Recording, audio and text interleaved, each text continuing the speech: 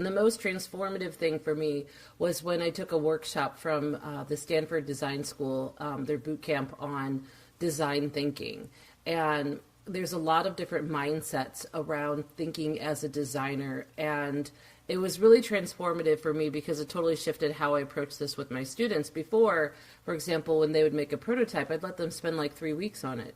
And especially with design thinking, there's this big push, bias towards action, instead of just thinking about something, just start doing it, and rapid prototyping and fail fast and all this. So now when I have them make prototypes, I give them 2 or 3 days to make a fast and cheap, proof of concept, more or less. Yes. And then we just start working from there. And it's funny because I almost want to apologize to kids that I used to teach because, and they would spend all this time making a prototype and then it wouldn't work and they wouldn't want to throw out all that work. And, and I can't blame them, For sure. It's a hard lesson to learn, isn't it? And, I do a lot of play testing of my own games and meet lots of board game designers, and you see a whole range of different designers, from those that sort of have an idea when they're on the bus on the way to the session and are busily writing it out on cards when you arrive, and it's really, a prototype in about half an hour, to those who've spent a lot of time working on it at home and have been very nervous about putting it in front of other people.